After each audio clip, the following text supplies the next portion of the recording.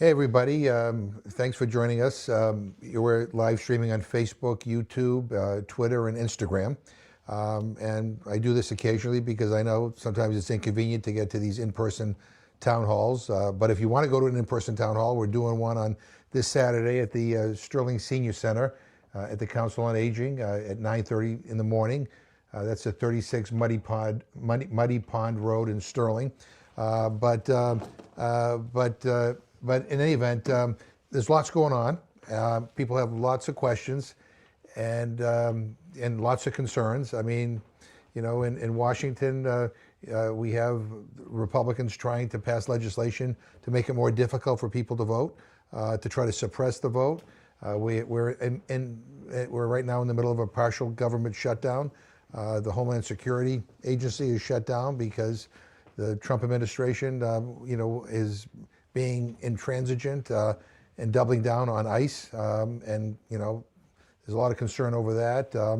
In addition to that, we're crazy stuff happening around the world and in Venezuela and Europe and Cuba, whatever. But I thought I would take this opportunity to try to answer some of the questions that many of you have on your mind. And why don't I begin? And before I begin, let me also take a moment to remember the Reverend Jesse Jackson, who passed away this morning. I get to meet him many times over the last several years. A great champion for civil rights, for human dignity, a voice for the voiceless, his phrase was "keep hope alive." And if there was any moment in our history to keep hope alive, it is now, especially with all that's going on. But anyway, let me begin with the questions here. Congressman McGovern, how are you going to protect the vote under this administration? Good question. One is, I'm hoping that this SAVE Act, Save America Act, doesn't become law. Quite frankly, America doesn't need to be saved by Donald Trump or by Kristi Noem or by the people or by Stephen Miller. The Save America Act that they've come up with not only imposes new kind of restrictive requirements on you showing certain types of identification when you vote, it also puts an onus on women who are married, who have a different last name, that they have to produce additional verification to prove who they are. But on top of all of that, it talks about requiring every state to turn their voting rolls over to Kristi Noem. So every state, including Massachusetts, if this were to become law, would have to turn our voting rolls over to Kristi Noem, of all people. And here's the kicker. It just passed the House, unfortunately. We don't know what the Senate's going to do. But if the Senate were to pass this bill would take effect immediately. And we have elections coming up, primary elections coming up in certain states in a matter of a couple of weeks. I mean, that is nuts. Donald Trump said the other day that even if Congress doesn't pass the so-called Save America Act, that he is going to do something about monitoring these elections. And then Kristi Noem, the Secretary of Homeland Security, the woman who oversaw the execution of American citizens in Minneapolis, she is saying that she's going to take steps to monitor and intervene in the upcoming elections. So we all have to be vigilant. We all have to make sure that nobody turns us away at the polls. We need to make sure that nobody gets intimidated from going to the polls. And it's important, especially now with all that is at stake, that people show up at the polls. I believe it's important to show up and vote to give the Democrats control of Congress, to be a check on this administration, which is taking us in the wrong direction on so many levels. But they're going to try to do things to make it more difficult for people to vote and to scare people from voting. And this is a moment for courage. We all have to stand up, and we have to push back. We have to show up. Here's a question. Congressman McGovern, will you bring about a motion to censure Randy Fine due to his continuous Islamophobic comments over the air? I've contacted your office about this a while ago.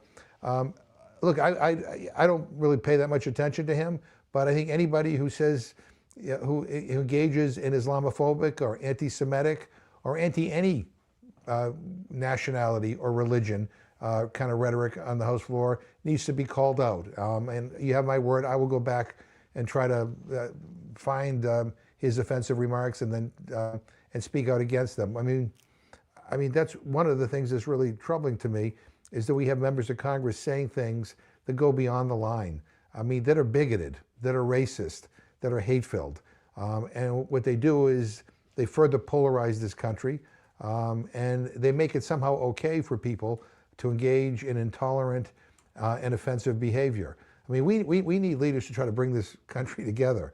I mean, everybody is important, and you know, everybody should be free to worship the way they want, and to, you know, be who they want.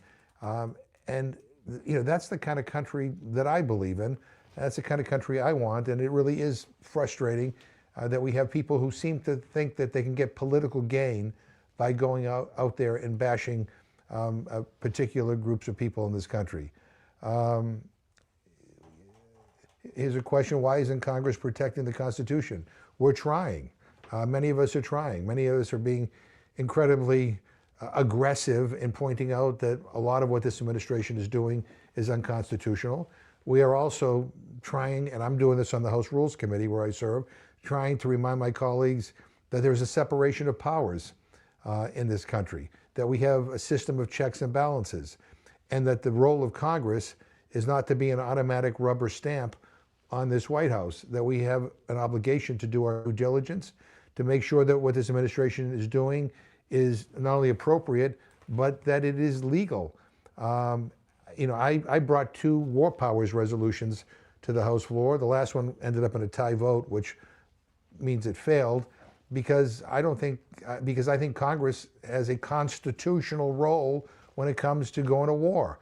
When this administration decided to go to war in Venezuela, Congress should have debated that and had a vote on it. I forced a vote through a war powers resolution, but again, I have a lot of my colleagues, my Republican colleagues, with the exception of a couple, you know, decided to not live up to their constitutional responsibilities, and you know, and we need, you know, and quite frankly, that needs to change. This is from Tara. Do we have any legislation righted to address ICE in our communities? No mask, ID, judicial warrant. Look, you know, one of the reasons why many of us are not voting for the Department of Homeland Security appropriations bill right now is simply because there is nothing in the legislation that would require ICE agents to not wear masks. There is nothing, even though I think the law is clear on this, but there's nothing in this legislation that reasserts the law that ICE can't go into your home without a judicial warrant. And they need to show you proper ID. They need to identify yourself. I mean, those are some of the things that we're asking for. Me personally, I cannot vote for one more penny for ICE. This is an agency that has murdered American citizens. This is an agency that is scaring the hell out of the people I represent. I mean, I've got you know, U.S. citizens who have been born and raised here, who are walking around with their U.S. passports because they're afraid they're going to be detained by ICE, questioned by ICE. They won't be able to pick their kids up from school because they'll be detained by ICE. I mean, this is not America. This is not America. Look, we all agree that we need sensible immigration laws in this country. We all agree that if someone commits a terrible crime, they ought to be held accountable, no matter where they're from, no matter who they are. But that's not what's happening right now. That is not what's happening right now. I mean, I was at a forum today on food security, and you know, members of the Latino community were telling us that, you know, many of the people who need SNAP or who want to take advantage of the state healthy incentives program are not doing it because they're afraid they're going to be asked too many questions. They're afraid that somehow that they might be targeted or detained. These are U.S. citizens. They were born here. This is nuts what's happening. And so I'm not voting for one more penny for ICE. I'm not voting one more penny for Kristi Noem, who doesn't know what the hell she's doing, or for Stephen Miller. And here's the deal. What I suggest that we do on Homeland Security is let's separate, FEMA, and let's separate the Coast Guard, and let's separate TSA from the money for ICE, and let's pass that. And by the way, ICE has more than enough money. They got money in the big ugly bill that Trump passed, the one that had the tax cut for billionaires and millionaires in it. There's $75 billion in there for ICE. So they have the money. I want to go back and roll that money back. When we ought to be having those serious debates. This is from Tracy. How can we be most effectively fight ICE right now? I think use your voices, right? And correct the record. If you're at a gathering, right, here in Massachusetts, and somebody is spouting off something about ICE that is factually incorrect, or something about our immigrant community that is factually incorrect, we need to call them out. I don't care whether it's in a diner, or whether you're at a family function, or whether you're with colleagues in your workplace. We need to set the record straight. Because if we don't, then people are going to think that the misinformation is actually fact. And so we all have to be much more engaged in this issue. People should write letters to the editor. You should monitor what's happening in our community. Report, when ICE shows up at certain sites to give people a heads up. And we also need to, we need to get them vote. We need to vote for city leaders and state leaders and federal leaders, who are going to stand up against ICE's tyranny, because that's what it is right now. I got to be honest with you. When you read about instances where like off-duty cops are detained by ICE because ICE just wants to, and then they're held for hours, even though they have identification on them. That's just wrong. I heard about, I've got people, colleagues of mine who are telling me about Native Americans in their districts who are being detained by ICE. We have students who are being detained by ICE. And again, all the stories that I'm hearing are people who are being detained. The majority of them have every legal right to be here, and many of them have been born and raised and lived their entire lives here. This can't be the way we do things. And by the way, I get it. Trump hates immigrants, and he's stirred up all this anti-immigrant sentiment. Again, I was at an event today with Laurie Trahan in Gardner.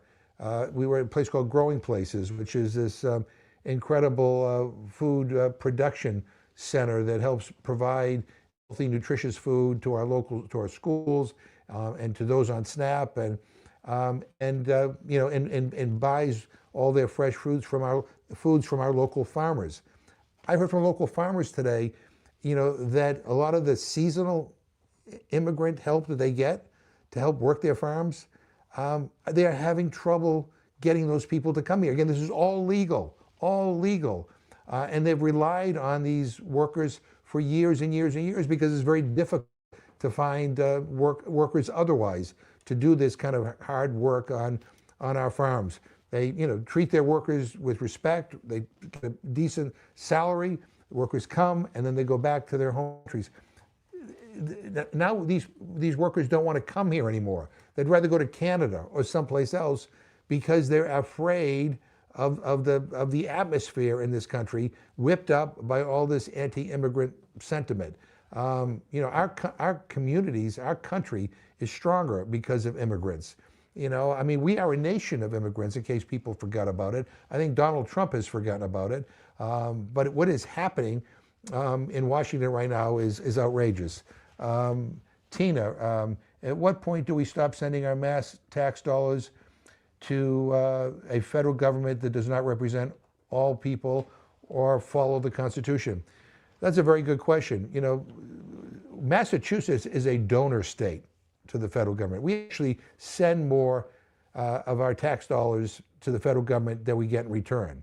A lot of other states, are taker states, if you will. They send less and they get more back. I'm happy to send, to contribute to the federal treasury if it means alleviating suffering, if it means fighting poverty, if it means ending hunger, if it means expanding healthcare benefits to people who are in need, if it means helping our senior citizens or helping our veterans, who have, many of them who have put their lives on the line for our country. I'm all for that.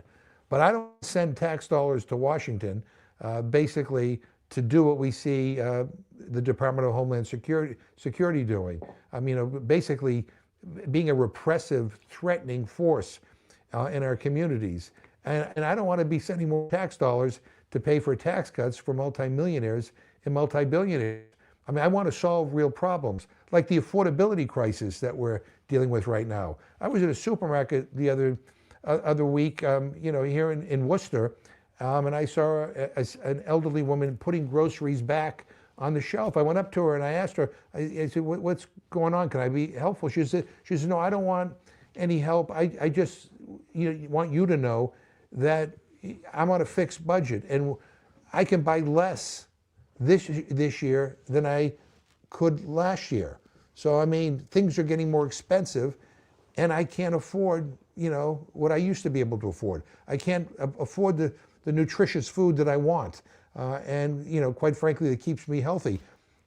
I hear stories like that all the time. So despite the lies that the guy in the White House is telling people when he's flying from place to place on his, on his plane, or when he's at Mar-a-Lago at his, millionaire resort for the Epstein class, contrary to what he's saying, is that we have an affordability crisis in this country. By the way, made even worse by these tariffs that I think I believe legally, he has no right to impose. Congress has to vote on those tariffs. Last week, we actually had a vote in the House that shows a little bit of crack in Trump's grip on power. And we had a bipartisan vote opposing the tariffs that he's imposed on Canada. Again, we're paying for all that. All the cost is falling on consumers. But nonetheless, we had a few Republicans that finally, at long last, had the guts to stand up to him a little bit on that, because they know, they're hearing from their constituents that costs are going up in their districts. This is from Sally. Ice is in Fitchburg every day, Leominster too.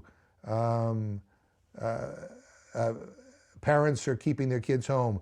Not a lot, but enough. The fear level of children is chilling. How can we protect children and their parents?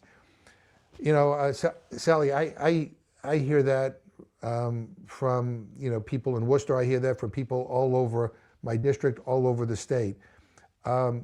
Again, people, who look like they're immigrants. Let's be honest. If you're black or brown skin, or you're Asian, they're targeting you. But the people who are here legally, some of them who are full-fledged U.S. citizens, are afraid to pick their kids up at school or take their kids to school for fear that if they take their kids to school and they get picked up and questioned, they'll be detained so long that they won't be able to pick their kids up and bring them home. This can't be who we are. It really can't be who we are.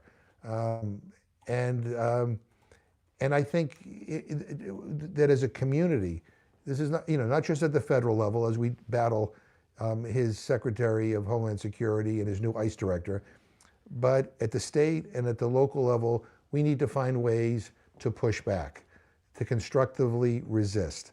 None of our city or our state agencies should cooperate with ICE. None of our law enforcement agencies should be cooperating with ICE. They are not protecting our communities. They are terrorizing our communities. And again, this has gone so far beyond the pale. I'm getting calls now from a lot of people, some who voted for Trump, in the last election who are telling me that this is not what they voted for, that this is not who we are as Americans. Again, it is frightening our communities. And again, people are afraid not only to bring their kids to school, people are afraid to go to food pantries. People are afraid to, to go to the hospital, to a doctor's appointment. And again, we need to push back. We need to resist peacefully and constructively, but we have to make it clear that we're not going to cooperate with ICE, when they come to this community. From Sheila, what is the Democratic Party doing to make sure that we have electable candidates for the next presidential election? Well, you know what? The next presidential election, is not until 2028. There's a lot of good people that I know are going to, are thinking about running, and ultimately, people are going to decide who they think the strongest candidate is. But before we get to the presidential election, we have these midterm elections coming up, and I got to tell you, for all those who have asked questions about what are we going to do to protect our Constitution, what are we going to do to protect and uphold our laws, we need to win the next election. Because if we don't, he is going to go further and further and further and further to undo our legal protection and to undermine the Constitution. We have a system of checks and balances in this country, but those checks and balances are only as effective or as good as the people who inhabit those checks and balances. So right now we have a Congress, the House and Senate, that Trump could do whatever he wants. And he is doing whatever he wants. He is violating the Constitution almost every day of his presidency, and there's little to no pushback.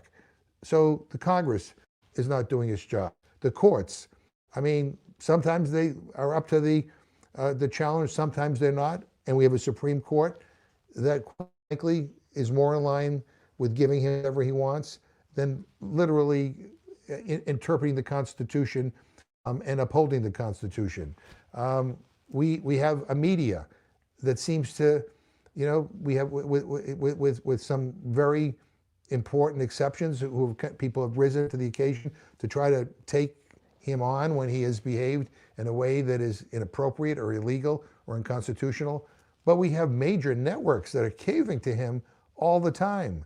Our academic institutions, some of the most prominent and well-endowed academic institutions are caving to him, which makes it more difficult for those educational institutions that aren't so well-connected or not so well-funded.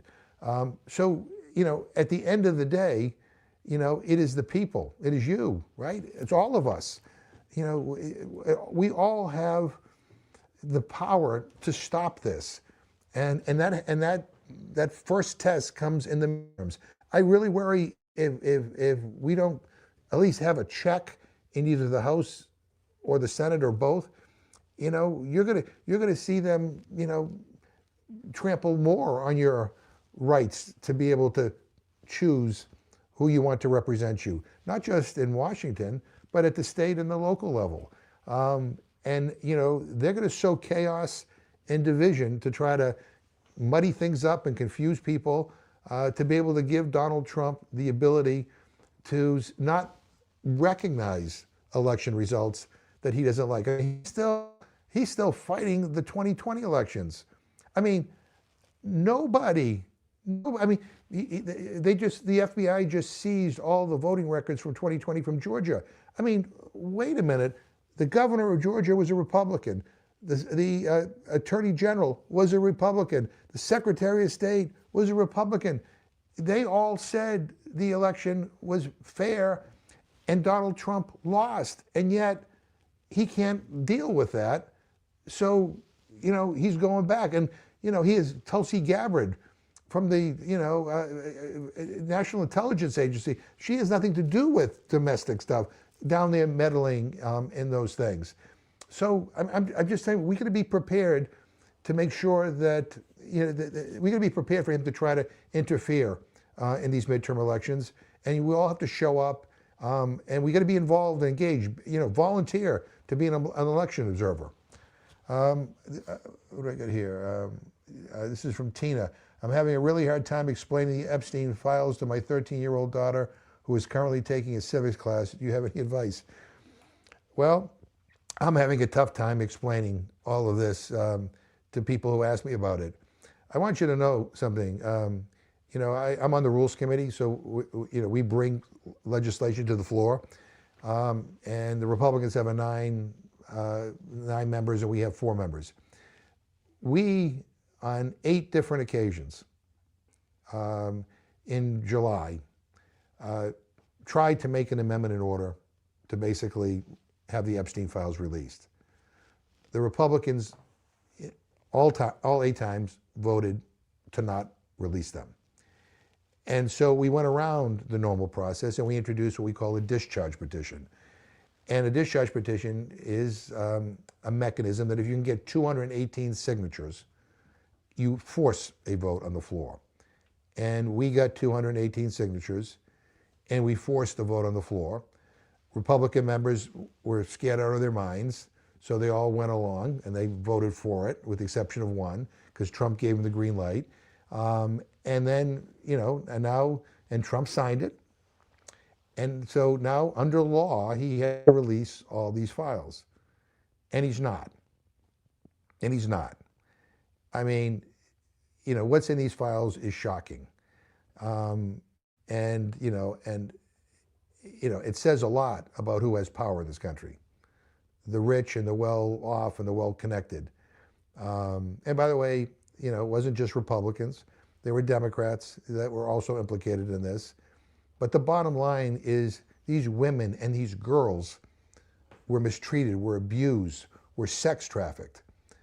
And if we don't demand the full truth, then these people, did this with impunity. They can get away with anything. And other countries, whose officials have been named in the Epstein files, actually, I think, have responded in a way that I'd hoped our country would. I mean, look what's happening in the United Kingdom. I mean, even the royal family is demanding accountability on former Prince Andrew, right? I mean, other countries are taking appropriate measures to basically say that, no, this is not okay. No, we're not going to look the other way. But here, I mean, boy, when Pam Bondi, our Attorney General, spoke before the Judiciary Committee, she would not even look at the survivors, at the victims. She wouldn't even turn her head to acknowledge them. You know what she should have done? She should have said, I am sorry for what you had to endure, what you went through. And I understand your frustration, and I understand that you're not satisfied, but we're going to work with you to get the full truth out there so that the whole world can see it, so that we can demand accountability and justice, and so that your courage in coming forward is not in vain. She wouldn't even turn her head. I mean, it was disgusting. It was disgusting. So look, I mean, we're either going to deal with this the right way or we're not. And if we don't deal with it the right way, boy, it says an awful lot about our country that, quite frankly, should make us all ashamed. Gigi, Trump hates everyone unless you're a billionaire or a pedophile, it seems. I'm not going to disagree with you on that, Gigi, because it seems that the people that he seems most enamored with are people who are in this Epstein class, who are very wealthy and very well connected. I mean, look at the policies that he's championing. Again, tax cuts, multi-millionaires and billionaires and big corporations. He goes in and attacks Venezuela, keeps the government in place. The people of Venezuela still, are being repressed, don't have their freedoms. Their standard of living is still lousy. So nothing changes, but he basically comes in there because he wants to take over all the oil for the oil companies. So we're now kind of invading countries for the benefit of big oil companies. Which, again, without congressional authorization. Marco Rubio was meeting with Hungary's leader Viktor Orban, one of the most repressive, anti-democratic leaders in the world, one of Putin's best allies. And you know what Marco Rubio said today? I mean, I was like, I couldn't believe this. He's basically endorsing him for re-election. Their prisons are filled with people who are political opponents of Viktor Orban. There's no freedom, there's no democracy. People live in fear.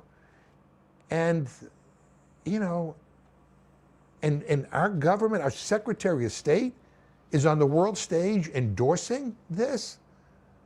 I don't know about you, but that's not what I thought that we're all about. I thought we were the champions for people who were being oppressed. I thought we wanted political prisoners released. I thought, we believe that people should be able to determine who leads them. But I was stunned by Secretary Rubio's statement today. Jeff, thank you for your time at Mevian today. Your support means so much to survivors like me. Is the GOP as pro-Trump when they're not in front of the camera? It's difficult to believe they work and hold on to these absurd positions. Well, I appreciate it, and it's great to be able to communicate with you again. I had a great visit at Mevion, doing some important research on, on proton radiation. I guess I hope I'm not messing that up, but a better way to treat cancerous tumors with less side effects, and that's happening here in Massachusetts. But look, I have Republican colleagues who routinely come up to me and say, after Trump says something that's outrageous, they'll say, "Oh, this is nuts. He's unhinged.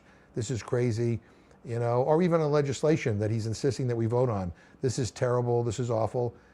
But then when a news person comes and puts a microphone in front of their face, they say Trump's the greatest president in the history of the world. Or when it comes time to vote on legislation that they know will hurt their own constituents, they vote the way Trump wants them to. And why? Because they're afraid that he'll find somebody to run against them in a primary, and they won't be coming back because Trump is still very popular amongst the Republican primary base. And I get it. When you're in politics, you would rather be reelected than not elected. But I also expect that people should stand for principle.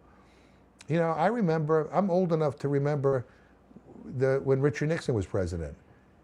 And, when Barry Goldwater, this ultra-conservative from Arizona, Senator Barry Goldwater, ran for president in 1964 against Lyndon Johnson and lost because he was pretty out there on the right. But this impeccably conservative U.S. senator went to the White House and told Nixon he had to leave or else he would be forced to vote to impeach him. Where are the Barry Goldwaters today? We have a few Republicans who are speaking out, but they're not running for re-election. Tom Massey of Kentucky is an exception, one of the only exceptions to the rule that I can think of, that a very conservative Republican from Kentucky, but has insisted on transparency on the Epstein trials, has insisted that the president, uphold the Constitution when it comes to war powers, and as a result of him, he votes with them like 97% of the time, but as a result of his occasional, principled stands, Trump is like raising millions and millions and millions and millions of dollars to defeat him, sending a signal to any other Republican: if you cross me at all, I'm going to, look what's happening to Massey. I think Massey's going to win because I think the constituents that he represents in Kentucky want an independent-minded leader. They don't want a lackey for Donald Trump. But people are afraid. People are afraid. I feel like we're living through a new McCarthy era in this country. And again, I think if Democrats win the midterms, I think it will probably give Republicans a greater license to be independent on some of these issues that they know are wrong. But it has been disappointing to me. Look, you know, I wouldn't want to serve in Congress if I went to work every day and voted against my conscience. I mean, what's the point of being there? I don't think my constituents, even those who disagree with me on a lot of things, want me to go and vote against my conscience, want me to do and advocate for things that I know are wrong. And so, again, this is a time for courage, and we need to do what we can to encourage more of our Republican colleagues to have a backbone when they know he's wrong. Brendan wrote, I'm wondering what your thoughts are about human rights issues being framed as political stances. Human rights issues are debated and legislated in political realm, but I believe that human rights transcends the political realm. And Brendan, I agree with you. I co-chair the Tom Lantos Human Rights Commission. It's named after the only Holocaust survivor to serve in Congress, Tom Lantos. Human rights, you know, we are not kind of like political issues that you can pick and choose, right? I mean, when people are denied their human rights, no matter where, whether it's Russia or China, you know, or Venezuela, or, you know, or the United States of America, when people's human rights are denied, we all, regardless of whether we're Democrats, Republicans, independents, or unenrolled, have an obligation to say something, to speak out against those human rights being denied. And if we don't, then how are we going to be taken seriously on this issue? And where is our moral authority to demand that other countries uphold high standards of human rights? Look, I'm a believer, and this is where I kind of differ with Trump. I'm a believer that people who, you know, from all over the world should be able to determine who their leaders are. The United States shouldn't pick leaders in different countries. We should pick leaders in our country. I'm somebody who has you know, has spoken out against human rights, you know, in human rights violations in countries that are right-wing and that are left-wing and that are moderate. And I think that's how we have to approach the issue. And we need to get back to embracing the Universal Declaration of Human Rights. We need to go back to having honest conversations with our friends about human rights. You know, I've, you know, and you know, even if human rights violations are being committed by our allies, like what we see happening in Gaza and in the West Bank, we have an obligation to say something. We have an obligation to say, we have an obligation to act, right? Just as we have an obligation to act when, you know, and say something when human rights violations are occurring in Russia or China or you name it. But this administration has basically eliminated the word human rights from its vocabulary. And I think that's unfortunate on a whole bunch of levels. But I especially am sad because I would like to believe, even though we always don't live up to this, that if the United States stands for anything, we ought to stand out loud and foursquare for human rights. We're going to take one more question. Who do I got here? Oh, first of all, Gladys, did you watch Bad Bunny at the halftime show during the Super Bowl? I absolutely did. I loved it. I thought it was great. And I think the overwhelming majority of people in this country loved it and enjoyed it. I don't understand. I mean, I actually saw a little bit of Kid Rock, which I did not enjoy. And the lip syncing was off, and I don't know. I'm not a an expert on all this stuff, but I thought that was a terrible reaction. And look, I mean, this is the United States of America, right? And the last time I checked, Puerto Rico was part of the United States of America. And the idea that Bad Bunny was, was being treated as, as like, oh, he's not part of us. I mean, do you even know what this country is about? The pride that the Puerto Rican community felt when they saw Bad Bunny perform, and I thought it was extraordinary. I really did, and when I think of this country, I think of that, but so much of our strength is in our diversity, and that's now being called into question by this administration. I don't understand it, other than it serves to polarize the nation. Maybe they see this political advantage in it, but it so demeans what we're about, and it so disappoints people all around the world about who we are. I'll just close with this. I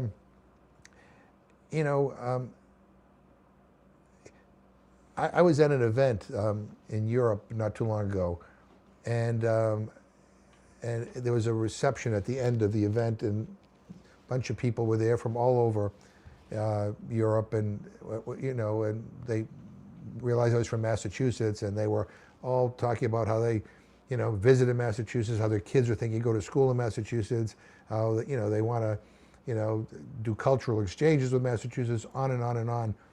And I asked the parents whose kids were thinking of coming to school here, which school in Massachusetts did they choose? And there's about a dozen people, and all but one said to me that they decided that this was not the year for their sons or daughters to come to the United States. They didn't think it was safe for them to come to the United States, given what they're seeing on the news and given what they're reading in the papers. It made me feel so sad, because that's not what any of us want. I mean, we want to be a place where everybody, would like to visit, and everybody would like to go to school here, or that everybody would like to spend some time here, so let me just wrap this up by saying there's a lot happening, right? But people, you can't give up. And as my friend, the late Congressman John Lewis, used to say, keep the faith, and don't be afraid to get into good trouble. So anyway, it was great to be with everybody, and we'll do this again soon. And again, if you want to see me in person this Saturday at the Sterling Senior Center, Council on Aging, at 9:30 a.m. All the best.